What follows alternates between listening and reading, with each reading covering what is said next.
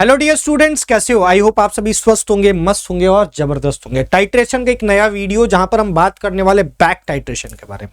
इस नाम को सुनकर के बहुत जन घबरा जाते हैं। इसमें कुछ अद्भुत चीज होने वाली है क्या, या इसमें कुछ नया चीज होगा ऐसा जो कि कॉम्प्लिकेटेड होगा, जो कि हमको समझ में नहीं आएगा? अगर आपको भी ऐसा लगता है तो आप इस वीडियो को अंत तक देखिएगा। आपको ये बैक टाइट्रेशन बड़ा आसान लगेगा। बैक टाइट्रेशन का जो ये वर्ड है, इससे डरने का नहीं है कि सर कुछ समझ में नहीं आ रहा। रिडॉक्स में तो समझ में आता था क्या रिडॉक्सेशन हो रहा है, एसिड बेस टाइट्रेशन में समझ में आता था कि एसिड बेस टाइट्रेशन हो रहा है, लेकिन जब बैक टाइट्रेशन की बात हो रही है तो भैया बैक टाइट्रेशन में क्या होने वाला है सर, इसका नाम ऐसा क्यों पड़ा, ये सारी चीजें हमको जानना है। एक एक करके मैं आपको सब कुछ बताने जा रहा हूं, तो थोड़ा सा अपने दिल को थाम लीजिए और अंत तक देखना इस वीडियो को, ताकि आप भी इस बैक टाइट्रेशन के खेल में महारत हासिल कर ले। और जब भी आप खेले ना बैक टाइट्रेशन का खेल, जब भी आपके सामने सवाल आए ना, तो आप उस सवाल को बड़े कॉन्फिडेंस के साथ बहुत ही सही तरीके से, बहुत संयम रख करके बना सके। तो आइए बिना देर किए शुरुआत करते हैं बैक टाइट्रेशन के कॉन्सेप्ट को।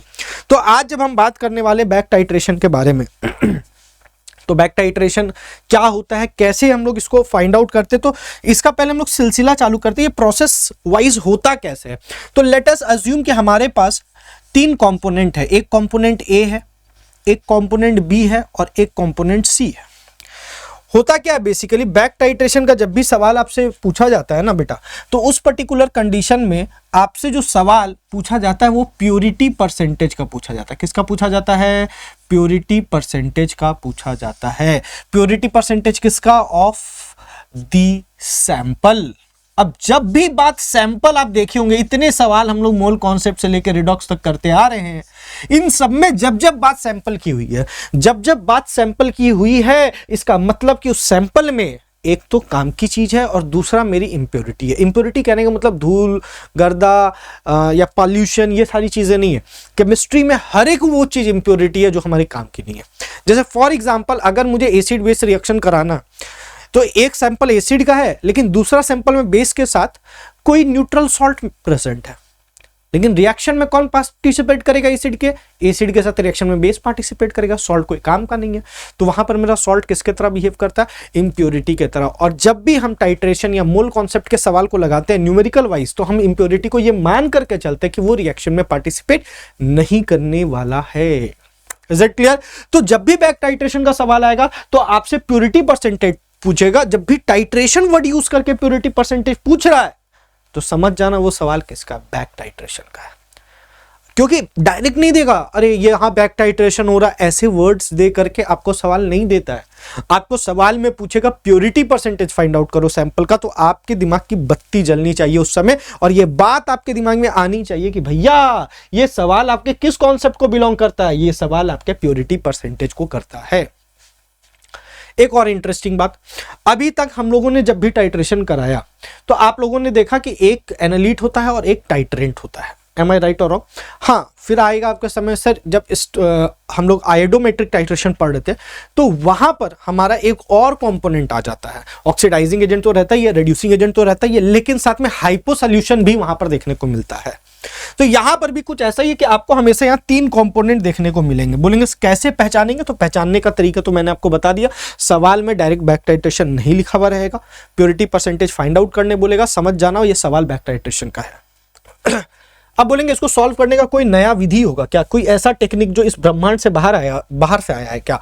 तो मैं आपको बता दूं, इसका भी वही बेसिक टेक्निक होने वाला, वही law of chemical equivalence use करेंगे। बस थोड़ा सा तरीका समझना कि आखिरकार ये बैक टाइट्रेशन होता क्या, कैसे है, और इसका नाम बैक टाइट्रेशन क्यों पड़ा, इसीलिए मैं आपको ये सारे प्रोसीजर समझा रहा हूं। अब अगर मैं यहां पर बात करूं आपसे कि भैया यहां पर एक ए सैंपल होता है, मान लीजिए एक सैंपल नहीं है, ये एक ए कॉम्पोनेंट है, ठीक है, एक बी कॉम्पोनेंट है और सी यहां पर सैंपल है। ये मेरा सैंपल है। जब मैं बात आपसे सैंपल का कर लिया, मतलब आई एम टॉकिंग अबाउट कि प्योरिटी परसेंटेज भी आपको किसका फाइंड आउट करना, आपको सी का मान लीजिए प्योरिटी परसेंटेज फाइंड आउट करना है। अब इंटरेस्टिंग बात क्या होने वाली है, ध्यान से समझिएगा।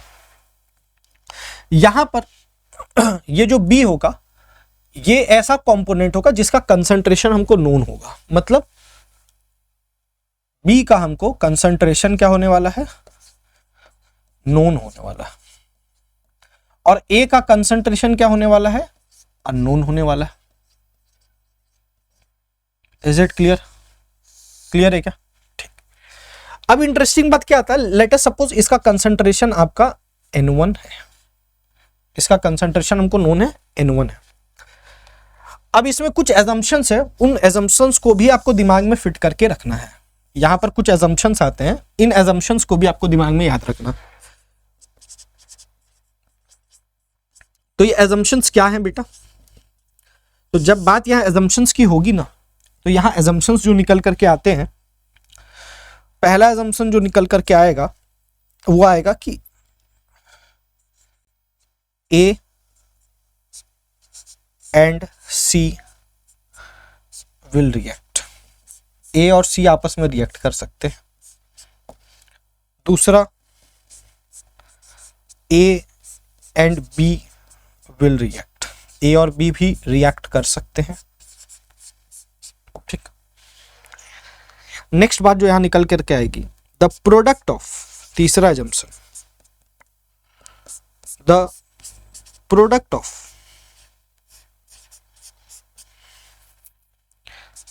A and C will not react with B। ये मान के चलेंगे कि A और C के रिएक्शन होने पर जो प्रोडक्ट निकल करके आएगा वो B के साथ रिएक्ट नहीं करेगा। और चौथा जो यहाँ एजम्पशन निकल करके आता है कि द प्रोडक्ट ऑफ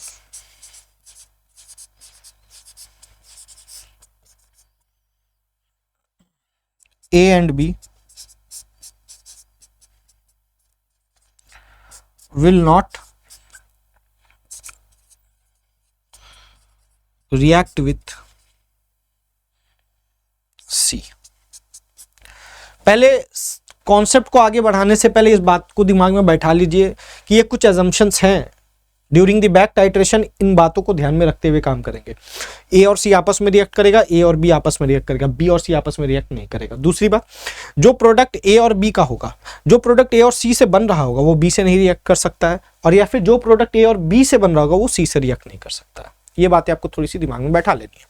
अब होता क्या है कि हमको यहाँ पर A का कंसंट्रेशन अननोन होता है, हमको यहाँ पर A का कंसंट्रेशन अननोन होता है और हम A को थोड़ा एक्सेस में ले लेते हैं स्टार्टिंग में। पहला हम क्या किए, एक सैंपल तैयार किए जिसमें मैंने A को रखा, एक और बीकर तैयार किया जिसमें मैंने B को रखा, एक और बीकर तैयार किया जिसमें मैंने C को रखा। अब यहां टाइट्रेशन किससे कराया जा रहा है इस बात को समझिएगा। यहां जो मेरा टाइट्रेंट है ये मेरा ये है, B इज माई टाइट्रेंट, ध्यान रखिएगा, B इज माई टाइट्रेंट, मतलब इसको हम लोग ब्यूरेट में डाल देंगे बाद में। अब सेम अमाउंट में हम क्या करते हैं, एक और सैंपल यहां पर ले लेते हैं। देखो, एक और सैंपल हम यहां पर सेम अमाउंट में ले लेते हैं और A को थोड़ा एक्सेस में रखेंगे, इस बात को ध्यान में रखिएगा। A will be in excess, किससे एक्सेस में होगा, excess with C, excess from C, ध्यान रखिएगा इस बात को। अब इंटरेस्टिंग बात क्या है यहां पर ध्यान से समझना, पहले हम क्या करते हैं, हमको A का कंसंट्रेशन तो नोन है नहीं, A के बारे में हमको कोई जानकारी नहीं है, तो हम क्या करते हैं, पहला कहानी क्या करते हैं, स्टेप वन हम क्या करने वाले हैं, ये जो मेरा A का सैंपल है इसका हम टाइट्रेशन कराएंगे, इसका हम टाइट्रेशन कराएंगे। और टाइट्रेशन किससे कराएंगे, टाइट्रेशन किससे कराएंगे, इसमें टाइट्रेंट होगा, टाइट्रेशन किससे कराएंगे, हम B से कराएंगे। हम B से क्यों टाइट्रेशन करा रहे हैं इस बात को समझने की आपको यहां आवश्यकता है कि हम B से टाइट्रेशन करा करके A का इनिशियल कंसंट्रेशन फाइंड आउट करना चाहते हैं कि A का यहां पर क्या अमाउंट मौजूद है ये पता करना चाहते हैं। तो हम क्या कर सकते हैं, जब इसका कंप्लीट टाइट्रेशन करेंगे, स्टेप वन में क्या करेंगे, complete titration of A from B, हम कंप्लीट टाइट्रेशन कराएंगे A का, किससे, B से। अब हमको इसका ये तो पता है कंसंट्रेशन क्या है, हम लोगों ने मान रखा है N1, तो लेट सपोज इसको कंप्लीट टाइट्रेशन कराने में इसका वॉल्यूम लग गया V1, तो मैं क्या लिख सकता हूं, equivalents of A is equals to equivalents of B। तो यहां से क्या निकल के आ जाएगा, equivalents of A is equals to N1 into V1। क्या आपको यहां तक आई बात समझ में? क्या आपको यहां तक बातें समझ में आई क्या? मतलब इस पूरे सैंपल का जो इक्विवेलेंट है वो कितना है? N1 V1 के बराबर है। हम जो भी कंसंट्रेशन फाइंड आउट कर रहे हैं वो बी के रिस्पेक्ट में कर रहे हैं। ये एक बेसिक प्रोसीजर है, लेकिन सवाल में हो सकता है कि इसका भी कुछ कंसंट्रेशन दिया वो, इसका भी, उसको कैसे सॉल्व करना वो हम आपको समझाएंगे। बेसिक बातें आई क्या समझ में? कि आप पहले इसको बी से टाइट्रेट कराएंगे, जब लैब में या वाइवा में आपसे सवाल पूछा जाएगा तो आपको ये बेसिक प्रोसीजर भी आना चाहिए। सवाल तो आप बना ही लेंगे, सवाल में अगर मैं बैक टाइट्रेशन ना दूं तो भी आप दिमाग लगा के सवाल बना सकते हैं, लेकिन ये प्रोसीजर आपको आना चाहिए कि बैक टाइट्रेशन हम प्रैक्टिकल में कैसे करवाते हैं। तो हम क्या करते हैं, इस ए में पहले बी से कंप्लीट टाइट्रेशन कराते हैं और हम इस ए का amount in terms of B concentration निकाल लेते हैं। बी के कंसंट्रेशन के टर्म में इसका अमाउंट यहां पर फाइंड आउट कर लिया। क्लियर है? अब एक बात और है यहां पर कि ए मेरा सी के मुकाबले में एक्सेस में है, एक्सेस में है तो क्या होगा आगे? अब हम फिर से वही सैंपल लेंगे। लेट सपोज ये ए का सैंपल है, मैं वही कलर भी यूज कर लेता हूं ताकि आपको कंफ्यूजन ना हो। ये मेरा ए का सैंपल है। स्टेप 2 में क्या करेंगे? ए मेरा एक्सेस में है from C, we will put the sample of C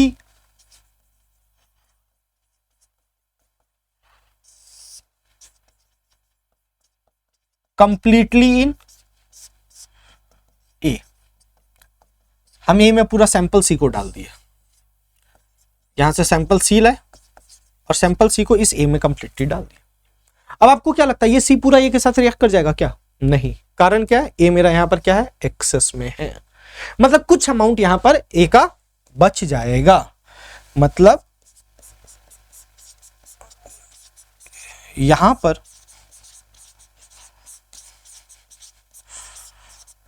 कुछ amount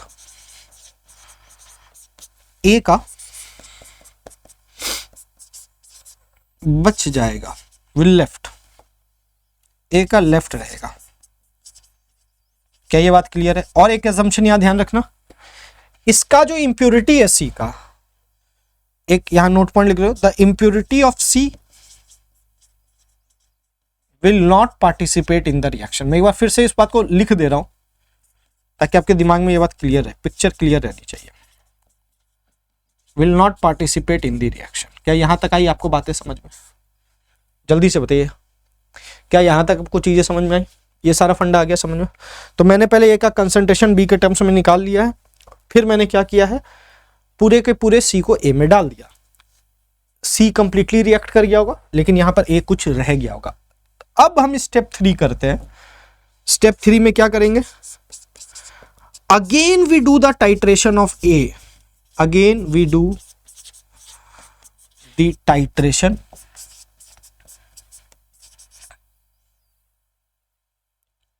of left A. Left मतलब, अरे लेफ्ट मतलब वो बाएं दाएं वाला बात नहीं कर रहा हूं, लेफ्ट मतलब बचा हुआ जो ए था, ठीक है। Again we do the titration of left A with B. B के साथ हम अगेन सेम टाइट्रेशन कराएंगे। अब यहां पर क्या मौजूद होगा? अब इस सैंपल में क्या मौजूद होगा? सोचना जरा। ए और सी आपस में रिएक्ट करके यहां पर कुछ product of A and C यहां पर मौजूद होगा, and some amount of A and some amount of A यहां पर बचा हुआ होगा। बोले यहां तक आ रहा है क्या बात समझ में? बोलिए यहां तक आ रहा है क्या बात समझ में? यहां तक कोई दिक्कत है क्या? जल्दी से बताना, यहां तक कोई दिक्कत है? यहां तक कोई दिक्कत है क्या? जल्दी से बताना। नहीं है? ठीक। अब क्या होगा? Now come to the point. अब क्या होगा?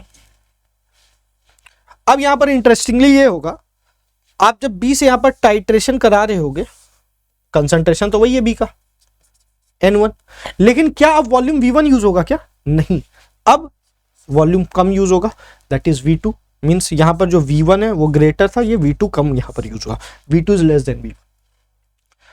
आप तब तक टाइट्रेशन कराएंगे जब तक कि ये लेफ्ट ए जो वहां पर मौजूद है वो कंप्लीटली कंज्यूम नहीं हो जाता रिएक्शन में। क्लियर है क्या? अब यहां से इंटरेस्टिंग बात क्या समझ में आई कि इक्विवेलेंट्स ऑफ ए किसके किसके बराबर होगा?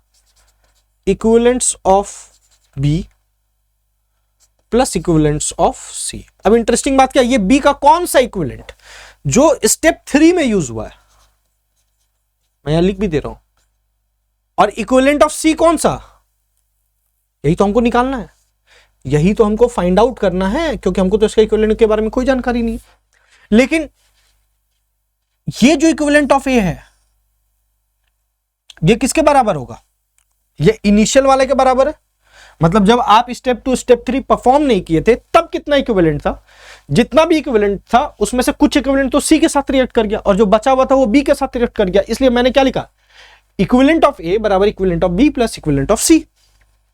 अब ये इक्विवेलेंट ऑफ ए बराबर आप क्या लिख सकते हो, ये इक्विवेलेंट ऑफ ए बराबर क्या लिख सकते हो, n1v1, और यहां जो इक्विवेलेंट ऑफ बी यूज हुआ स्टेप 3 में वो क्या है, n1 इंटू v2 बराबर इक्विवेलेंट ऑफ सी, बराबर इक्विवेलेंट ऑफ सी। यहां से क्या आ जाएगा, n1v1 माइनस n1v2, ये आपका क्या हो जाएगा, equivalent of C. Equivalent of C को क्या लिख सकते हैं, moles of C into n factor, moles of C into n factor. अब एन फैक्टर तो मुझे अभी पता नहीं है सी कौन सा सैंपल है या कौन सा केमिकल स्पीसीज है, मैंने बस लिख दिया यहां पर एन फैक्टर, बाकी आपको क्वेश्चन में सैंपल देगा, आप वहां से एन फैक्टर निकाल सकते हो। तो यहां से मोल्स ऑफ सी को क्या लिख सकता हूं, weight of C upon molecular weight of C, n1v1 minus n1v2 upon n factor. Clear है क्या? अब यहां से क्या आ जाएगा, weight of C n1v1 minus n1v2 upon n factor into molecular weight of C बराबर वेट ऑफ सी। बोलो, ये जो वेट ऑफ सी निकल के आएगा ये सैंपल का नहीं आएगा, ये वो सी के बारे में बताएगा जो एक्चुअली में रिएक्शन में पार्टिसिपेट किया है, जो एक्चुअली में ए के साथ रिएक्ट किया है उसका वेट यहां पर आ गया। अब आपको प्योरिटी परसेंटेज निकालना है तो क्या लिखोगे, weight of C upon weight of sample into 100। अब सुनो भाई, यहां पर मैंने एक चीज लिखना भूल गया, इसका आपको वेट गिवन होगा, sample weight will be given in the question. ये क्वेश्चन में देगा, ये क्वेश्चन में देगा बेटा, इसके लिए एकदम निश्चिंत रहना। बोलेंगे सर नहीं दिया तो, नहीं दिएगा तो सवाल नहीं बनेगा, नहीं देगा तो सवाल नहीं बनेगा। क्या आपको वेट ऑफ सैंपल गिवन है, लेट सपोज इसका वेट W है, W ग्राम, यहां से वेट निकल करके आ जाएगा इन ग्राम, यहां से WC पुट कर देंगे, क्वेश्चन से W सैंपल पुट कर देंगे, इंटू 100 कर देंगे, प्योरिटी परसेंटेज निकल के आ जाएगा। क्लियर है क्या? तो this is all about back titration.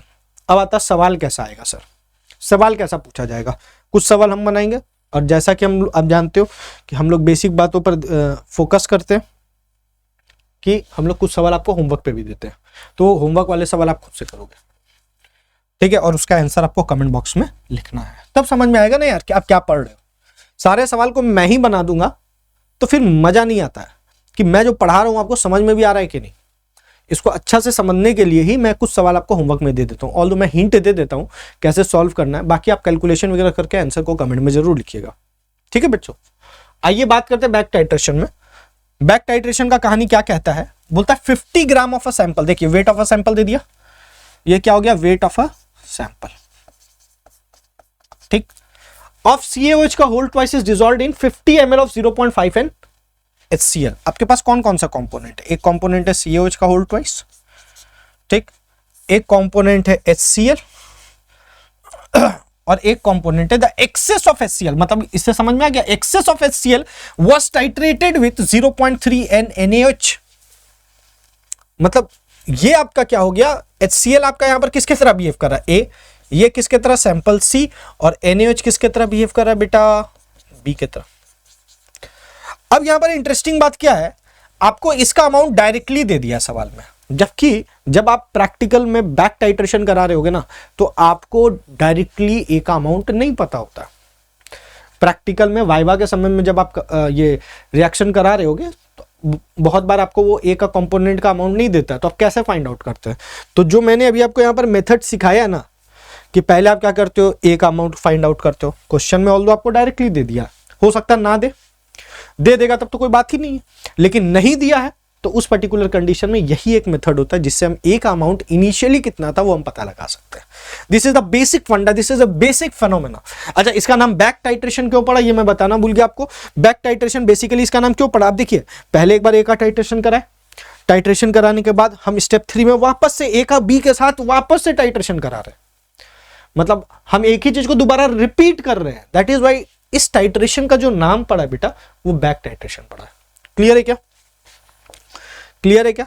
अब इस सवाल को बनाते हैं। ऑल्दो मुझे फार्मूला याद नहीं है तो भी मैं इस सवाल को बना सकता हूं, क्योंकि बेसिक फंडा वही लगना है जो अभी तक हम लोग रिडॉक्स में लगाते हुए आ रहे हैं। ठीक है, अब यहां पर क्या बोलता है, इसका वेट ऑफ द सैंपल दे दिया, ठीक है, इसका एन फैक्टर मुझे पता चल जाएगा, ये बेस है CaOH का होल ट्वाइस, तो इसका एन फैक्टर आपका कितना हो जाएगा, 2 हो जाएगा। ठीक, अच्छा, इसका अमाउंट दे दिया है, कितना दिया हुआ है, 0.5 N, और वॉल्यूम कितना दे दिया, 50 ml। तो यहां से इक्विवेलेंट ऑफ HCl भी हम डायरेक्टली फाइंड आउट कर सकते हैं। अब हम लोग एकदम अंतिम वीडियोस में चल रहे हैं बैक टाइट्रेशन का, तो ये तो क्लियर है, बार बार बताने का जरूरत नहीं। नॉर्मलिटी से वॉल्यूम मल्टीप्लाइड होगा तो इक्विवेलेंट्स मिलेगा, और अगर ml में तो मिली इक्विवेलेंट्स मिलेगा। तो जब इन दोनों का मल्टीप्लाई करोगे तो आ जाएगा 25 मिली इक्विवेलेंट्स। यहां तक कोई दिक्कत की बात है क्या? ये 0.5 और ये 0.1 हटा लोगे ना, ठीक है। NaOH का अगर मैं बात करूं यहां पर इसका आपको कंसंट्रेशन दे दिया कितना, 0.3 N, और इनटू अगर मैं V कर दूं, वॉल्यूम मुझे पता नहीं है क्या है ना, तो अगर नहीं पता तो मैं इसको लीटर में ही लिख रहा हूं फिलहाल के लिए, और ये मेरा क्या हो जाएगा, इक्विवेलेंट्स ऑफ B। क्लियर? अच्छा, ये C का इक्विवेलेंट हम कैसे फाइंड आउट किए थे, देखो तो बेसिक मेथड में C का equivalent of A minus equivalent of B। Basic method तो यही कहता है कि जो A का इक्विवेलेंट है ये किसके बराबर होगा, equivalent of B and equivalent of C। अच्छा, इसका मोल हमको नहीं पता तो हम लिख देते हैं मोल ऑफ CaOH का होल ट्वाइस क्वेश्चन मार्क। तो मैं क्या लिख सकता हूं, 25 milli equivalents will be is equals to, अच्छा, इसका एन फैक्टर क्या हो जाएगा, 1, तो इसको मैं 1 से मल्टीप्लाई कर लूंगा। अगर मैं इसको ml में लिख लूं, तो आपका क्या आ जाएगा। अच्छा, आगे देखो, the volume of NaOH is used was 20 cc, मतलब यहां वॉल्यूम ऑफ NaOH भी आपको दे दिया है 20 cc, मतलब 20 सेंटीमीटर क्यूब। यूनिट कन्वर्जन करोगे तो मैं इसको 20 ml डायरेक्टली लिख सकता हूं। तो मेरा इक्विवेलेंट्स ऑफ B क्या निकल कर क्या आ जाएगा, equivalents of B will be 0.3 into 20, that is 6 milli equivalents, that will be 6 milli equivalents। तो मैं क्या लिख सकता हूं यहां पर, that is equivalents of A, equivalents of A will be is equals to equivalents of B plus equivalents of C। तो सब मिली इक्विवेलेंट में चल रहा है, तो जो मोल का आंसर आएगा वो भी किस में आएगा, मिली मोल्स में आएगा। इसमें कोई दिक्कत की बात है क्या? पहले ये सारी बातें समझा करो, यूनिट कन्वर्जन्स बहुत इंपॉर्टेंट हो जाते हैं, unit conversions are very very crucial. ठीक है, अब यहां से आगे आपका मिली इक्विवेलेंट्स ऑफ बी कितना लिख दोगे, 6 मिली इक्विवेलेंट्स प्लस इक्विवेलेंट ऑफ सी क्या लिख दोगे, 2 इंटू मोल्स ऑफ CaOH का होल ट्वाइस। यहां जो मोल्स निकल कर क्या आएगा वो किस में आएगा, मिली मोल्स में आएगा। इसको उठा के उधर ले जाओ तो क्या आ जाएगा, 19 मिली इक्विवेलेंट्स, ये हो जाएगा 2 इंटू मोल्स ऑफ CaOH का होल ट्वाइस। क्लियर?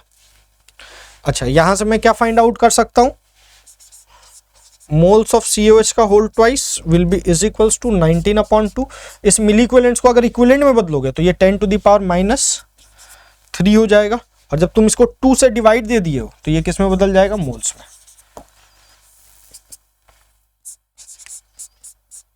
अगर इसको इसमें बदलोगे तो इक्विवेलेंट हो जाएगा, और अगर ये इक्विवेलेंट हो गया तो जो तुम्हारा मोल्स निकल करके आएगा वो किस में आएगा, मिली मोल्स में नहीं आएगा, मोल्स में आ जाएगा। क्लियर है क्या? मैं यहाँ कन्वर्जन कर रहा हूं तो बोलेंगे सर यहाँ मोल्स कैसे लिख दिए, क्योंकि मैंने इस मिली इक्विवेलेंट को किस में बदल दिया है, इक्विवेलेंट में बदल दिया। एक एक स्टेप आपको अच्छा से बता रहा हूँ, कैलकुलेशन करने में ये सारी चीजें दिक्कतें आती हैं और यहीं पर बच्चे गलती करते हैं, तो आपको गलती नहीं करना है बेटा। क्लियर है? अच्छा, तो मैं क्या लिख सकता हूं, वेट ऑफ CaOH का whole twice upon molecular weight of CaOH का होल ट्वाइस बराबर 19/2 इंटू 10⁻³ मोल्स। बोलो यहां तक कोई दिक्कत है क्या? अब मॉलिक्यूलर वेट ऑफ CaOH का होल ट्वाइस आप निकाल सकते हो बड़े आसानी से। क्या आ जाएगा मॉलिक्यूलर वेट ऑफ CaOH का whole twice? 40 + 17 into 2, 40 + 34, that will be approximately is equal to 74। तो मैं क्या लिख दूंगा? वेट ऑफ CaOH का whole twice will be 19/2 into 74 into 10⁻³ grams. अब इसको एज इट इज ऐसे ही रहने दो, कोई दिक्कत की बात नहीं है। ये आपका वेट आ गया। अब आपको क्या निकालना है? Purity percentage. तो मैं क्या लिख दूंगा? वेट ऑफ CaOH का whole twice upon weight of sample into 100। Weight of sample कितना दिया बेटा? 50 ग्राम, ग्राम्स में है। ऊपर जो वेट आपने निकाला वो भी ग्राम्स में है। तो मैं यहां क्या लिख दूंगा? 19/74 इंटू 10⁻³ अपॉन 2 इंटू 50 इंटू 100। अब आप इसको सॉल्व कर लो, you will get your answer. You will get your answer. Answer comment box में आप जरूर लिखिएगा। आंसर अप्रोक्सीमेटली 1.406% के आसपास में आएगा। 1.406% के आसपास में आएगा। क्लियर है क्या? इज इट क्लियर और नॉट? इज इट क्लियर और नॉट? तो ये मेथड है। देखो इसमें कहीं पर भी ऐसा लगा तुमको ये बैक टाइट्रेशन का सवाल है, नहीं, लेकिन ये आपको समझ में आना चाहिए कि बैक टाइट्रेशन होता क्या है। सवाल को देख के आपको पहचान में आना चाहिए कि बैक टाइट्रेशन का सवाल है कि नहीं, क्योंकि आप वाइवा भी दोगे, हो सकता है जेईई मेंस या एडवांस में ये सवाल आए। तो ऐसा एज सच ये टर्म का आपको कोई यूज नहीं पड़ता है, लेकिन कोई पूछ ले आपको तो आपको ये बातें आनी चाहिए। ये भी एक टाइप का सवाल है जो टाइट्रेशन में पूछा जाता है। क्लियर? एक और सवाल देखते हैं, एक और सवाल देखते हैं। ये सवाल क्या कहता है? देखो बोलता है 1 gram of an impure sodium carbonate, मतलब सैंपल किसका है? सोडियम कार्बोनेट का है। और ये जो 1 ग्राम दिया हुआ है ये किसका दिया हुआ? ये वेट ऑफ सैंपल है। क्लियर है कि बच्चों?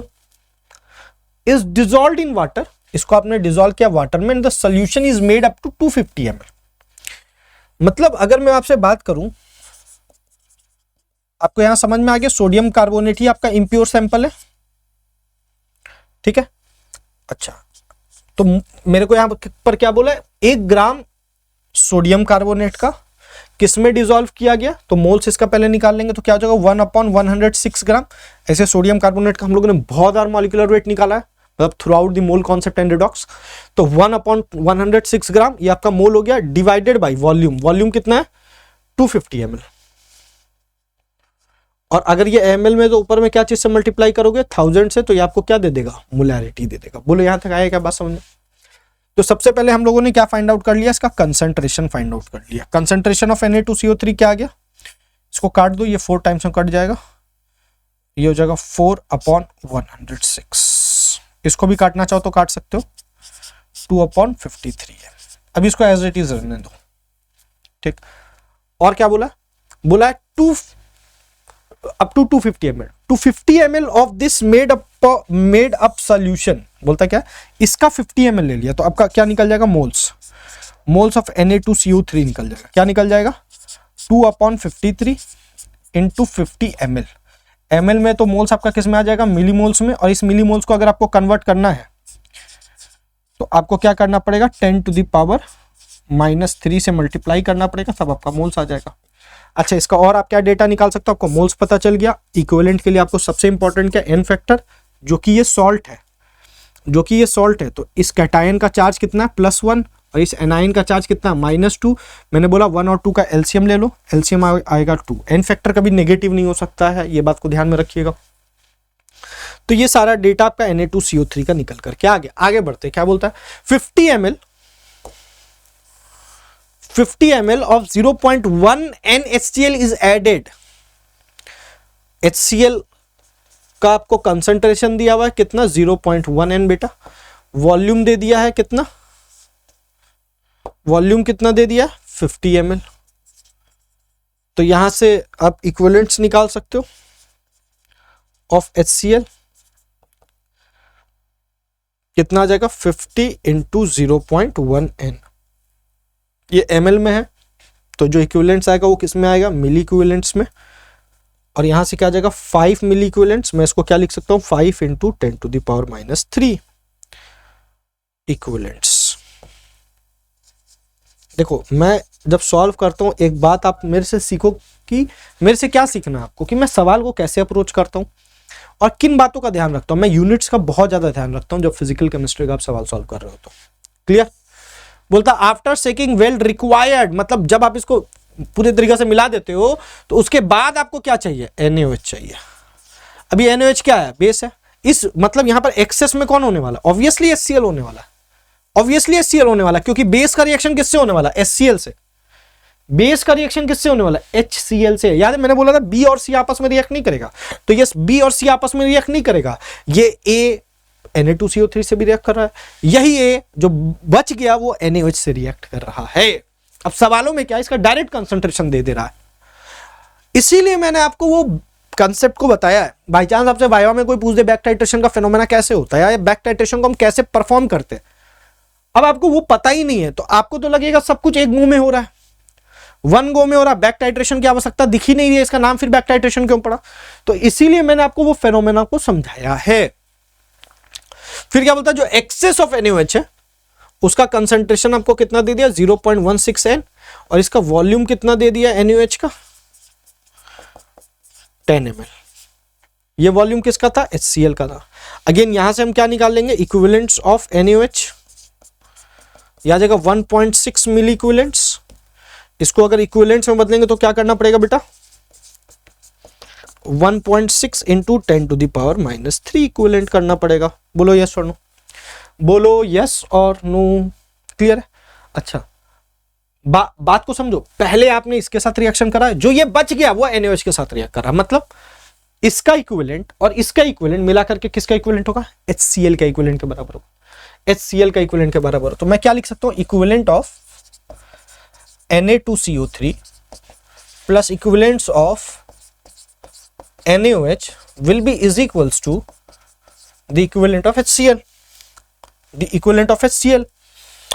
अब आओ, इक्विवेलेंट ऑफ Na2CO3 क्या निकल कर क्या आ रहा है, 100 इंटू 10⁻³ अपॉन 53 इंटू 2 इंटू 2, तो आ रहा है 100 upon 53 into 2 into 10⁻³ equivalent of NaOH क्या आ रहा है 1.6 इंटू 10⁻³ और इक्विवेलेंट ऑफ HCl क्या निकल कर क्या आ रहा है बेटा, देखो 5 इंटू 10⁻³। तो मैं क्या लिख दूंगा 5 इंटू 10⁻³। ठीक।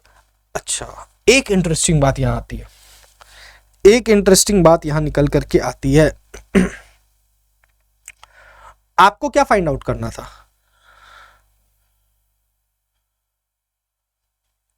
परसेंटेज प्योरिटी फाइंड आउट करना था। ठीक है।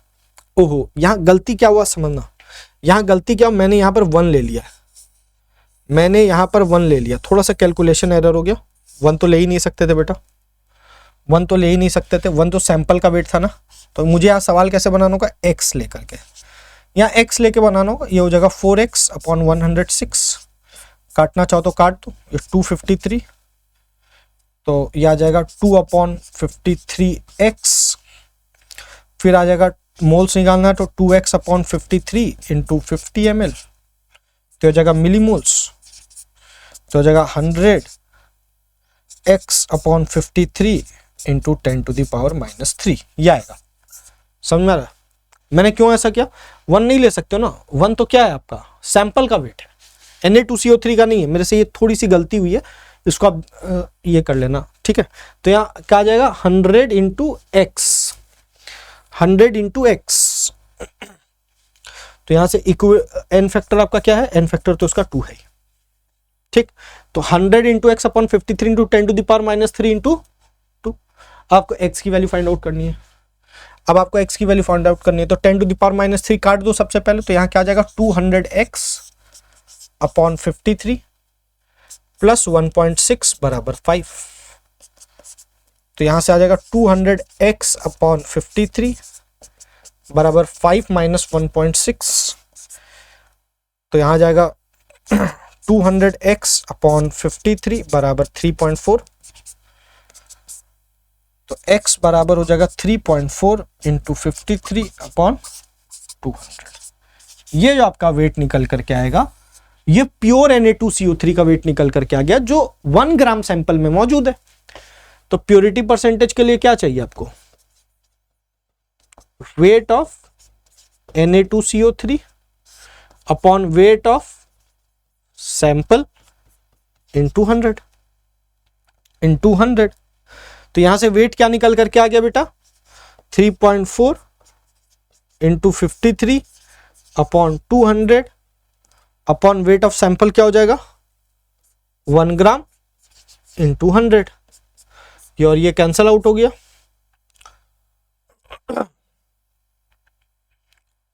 ये हो जाएगा 1.7, इसको सॉल्व कर लो, अप्रोक्सीमेटली 90% के आसपास आ जाएगा, अप्रोक्सीमेटली 90% के आसपास है, 90.01% आएगा, लेकिन अप्रोक्सीमेटली 90% आप कह सकते हो। Is it clear, is it clear कैसे सॉल्व करना। हाँ थोड़ी सी गलती हो गई कैलकुलेशन करते वक्त, मेरे दिमाग में नहीं रहा, मैंने गलती से यहाँ 1 ग्राम ले लिया था। देखो ये सारी गलतियां आपसे भी हो सकती है बेटा एग्जाम में, ठीक है। तो ठीक है, कभी कभी बनाते वक्त हो जाती है गलतियां, तो इसको आपको समझना है ना, क्या गलतियां आपको एग्जाम में नहीं करनी है। चलिए आगे बढ़ते हैं नेक्स्ट सवाल की ओर। एक और सवाल देखते हैं, एक और सवाल देखते हैं क्या बोलता है। 10 ग्राम CaCO3 were dissolved in 250 ml of 1 MSCl। बोला 10 ग्राम CaCO3 को आपने डिजॉल्व कर दिया किसमें, 250 ml of 1 MSCl। Okay fine. Again एक कंपोनेंट यहां पर क्या हो जा रहा है, CaCO3, जिसका आपको वेट दिया हुआ है 10 ग्राम, ठीक। तो मोल्स ऑफ CaCO3 आप निकाल सकते हो, 10 ग्राम अपॉन 100 ग्राम, ये ग्राम ग्राम कट गया, ये 0 0 कट गया, आ गया 1/10 मोल्स। एन फैक्टर क्या हो गया, ये एन फैक्टर यहां पर क्या हो जाएगा 2, क्योंकि ये सॉल्ट है CaCO3, इसका +2 इसका -2 है। तो जब आप 2 का एलसीएम निकालेंगे तो आंसर क्या आएगा, 2 ही आने वाला है। 2 का एलसीएम क्या आएगा निकल करके, 2 ही आने वाला है। क्लियर है। नेक्स्ट है आपका HCl। HCl का कंसंट्रेशन आपको दे दिया 1 m, वॉल्यूम दे दिया HCl का कितना 250 ml। हाँ इसका एन फैक्टर क्या हो जाएगा 1, तो यहां से इक्विवेलेंट इसका क्या निकल करके आ जाएगा, इक्विवेलेंट ऑफ HCl क्या आ जाएगा 1 × 250 ml। तो ये आपका किस में आ जाएगा, इंटू 1, या आएगा आपका मिली इक्विवेलेंट्स में। किस में आएगा बेटा, मिली इक्विवेलेंट्स में। इसको इक्विवेलेंट में बदलोगे तो 250 × 10⁻³ करना पड़ेगा इक्विवेलेंट में, आंसर आ जाएगा 0.25, आंसर आ जाएगा 0.25 इक्विवेलेंट। ये इक्विवेलेंट किसका निकला बेटा, ये इक्विवेलेंट किसका निकला है HCl का, ये इक्विवेलेंट किसका निकला है HCl का। उसी तरीके से अगर मुझे यहां पर इसका इक्विवेलेंट निकालना हो तो मैं इक्विवेलेंट कैसे निकालता, इक्विवेलेंट ऑफ CaCO3 बेटा 1/10 × 2, और ये किस में आता, इक्विवेलेंट्स में आता, यह आ जाएगा 0.2 इक्विवेलेंट्स, यह आ जाएगा 0.2 इक्विवेलेंट्स। बोलो आया क्या समझ में, क्लियर है क्या, ठीक। फिर फर्दर क्या बोलता है, what volume of V of KOH, यही हमको फाइंड आउट करना। कंसंट्रेशन ऑफ KOH क्या आ जाएगा बेटा 2m आ गया। Would be required to neutralize the excess of HCl, मतलब यहाँ A कौन होने वाला है, ये सारी चीजें पता चलनी चाहिए। ये B होने वाला है, ये इम्प्योर सैंपल है, सॉरी ये सैंपल है आपका, ये आपका है सैंपल, लेट अस सी। अब यहाँ इंप्योरिटी नहीं है, यहाँ इंप्योरिटी नहीं है, तो ये सिंपल रिडॉक्स रिएक्शन से सॉल्व हो जा रहा है। लेकिन एक तरीका से देखो तो ये बैक टाइट्रेशन है। क्यों बैक टाइट्रेशन है, कोई एक चीज एक्सेस में चला जाएगा और उसको आप न्यूट्रलाइज कर रहे हैं, तो ये बैक टाइट्रेशन का सवाल हो गया। बोलेंगे सर आइडोमेट्रिक में भी स्टेप 2 गए थे हम लोग, लेकिन वहां पर रिएक्टेंट आपका एक्सेस में नहीं था जिसको आप फर्दर टाइट्रेट कर रहे थे, वहां जो प्रोडक्ट बन रहा था आप उसका टाइट्रेशन करा रहे थे, इसलिए हम उसको बैक टाइट्रेशन नहीं कह सकते आइडोमेट्रिक को। लेकिन यहां पर रिएक्टेंट आपका एक्सेस में हो जा रहा है, जिस कारण से आपको रिएक्टेंट को वापस एक बार और टाइट्रेट कराना पड़ रहा है, इसीलिए इसका नाम बैक टाइट्रेशन पड़ा है। ये बातें क्लियर होनी चाहिए आपको कॉन्सेप्ट वाइज। जब तक आपको ये सारी चीजें पानी की तरह क्लियर नहीं होगी आप सवाल नहीं बना पाओगे। अब आपको यहां पर एन फैक्टर का अगर मैं बात करूं KOH का क्या हो जाएगा 1, KOH का 1 होता है, बेस है, ये एक OH माइनस दे सकता है, इसलिए इसका एन फैक्टर 1 हो गया। तो इसका इक्विवेलेंट्स ऑफ KOH आप क्या लिख सकते हो, इक्विवेलेंट्स ऑफ KOH बराबर क्या लिख सकते हो 2 इंटू V इंटू 1। अब ये सारी चीजें इक्विवेलेंट में चल रही है, मतलब यहां वॉल्यूम आपका किस में होने वाला, लीटर में होने वाला है। क्लियर? अच्छा, अब कहानी क्या बनाओगे, ये HCl को पहले इससे कराया गया, फिर इससे कराया गया, एक ही चीज को दो बार टाइट्रेट कराया जा रहा है, तो मैं क्या लिख सकता हूं, equivalents of CaCO3 plus equivalents of KOH बराबर equivalents of HCl। Are you getting my points, are you getting my points? तो इक्विवेलेंट ऑफ CaCO3 कितना बेटा 0.2, इक्विवेलेंट्स ऑफ KOH आपका कितना आ रहा है 2V, इक्विवेलेंट ऑफ HCl क्या है 0.25, तो यहां पर आपका क्या आ जाएगा 2V बराबर 0.05। तो V किस में होगा, लीटर में। देखो कन्वर्जन्स नहीं याद रहेगा, कैसे कर रहे हो, तो गलती आप यहीं करते हो फिजिकल केमिस्ट्री में। मैं एक बात को बहुत नोटिस करके आपको बता रहा हूं, इसको मैं क्या लिख सकता हूं, डिवाइडेड बाई 100 डिवाइडेड बाई 2, ये लीटर में है, तो इसको अगर हम ml में बदलेंगे तो कैसे चला जाएगा, इसको ml में बदलेंगे तो क्या हो जाएगा, ये हो जाएगा 5/100 इंटू 2 इंटू 1000, क्या आ गया 25। आई होप आपको बैक टाइट्रेशन समझ में आ गया होगा, किस तरीके के सवाल इसमें बन सकते हैं। अब एक सवाल, ये सारे एसिड बेस वाले हो गए, एक सवाल आपको रिडॉक्स वाला बता दे रहा हूं। देखो यहां पर क्या बोल रहा है, 100 to reduce 100 ml of 0.1 m KMnO4, 100 ml of H2C2O4 was added, and after the complete reduction, the remaining solution required this amount of NaOH for the complete neutralization। मतलब एक्सेस में कौन है, ये। तो पहले आप इसका इसके साथ रिडॉक्स रिएक्शन कराएंगे, मतलब यहां दो रिएक्शंस चलेंगी, एक चलेगा KMnO4 plus H2C2O4 in acidic medium, ये हो जाएगा Mn2 प्लस, और ये CO2, मैं फर्दर रिएक्शन नहीं लिख रहा हूं, H2O।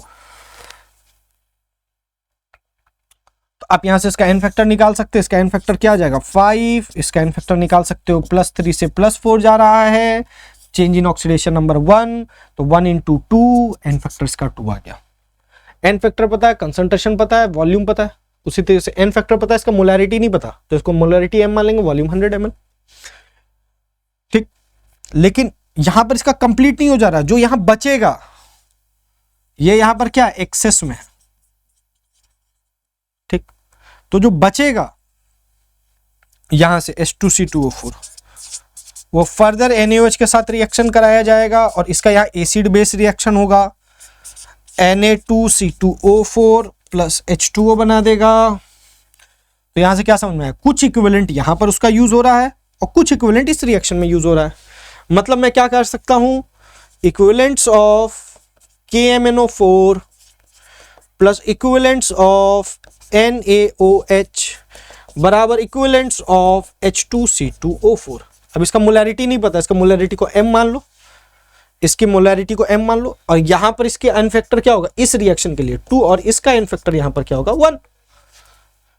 क्लियर है क्या, सॉल्व करोगे कि मैं ही कर दूं? देखो इस सवाल को मैं होमवर्क देने वाला था, मैंने आपको कॉन्सेप्ट बता दिया है, आप चाहो तो इसको खुद से भी सॉल्व कर सकते हो। इक्विवेलेंट्स ऑफ KMnO4, कंसंट्रेशन पता, वॉल्यूम पता, एन फैक्टर 5 से मल्टीप्लाई कर लो, इक्विवेलेंट्स ऑफ KMnO4 आ जाएगा। इक्विवेलेंट ऑफ NaOH क्या हो जाएगा 0.5 इंटू 20 इंटू इसका एन फैक्टर से मल्टीप्लाई कर दो, सब ml में चल रहा है तो मिली इक्विवेलेंट्स में ही काम चल रहा होगा।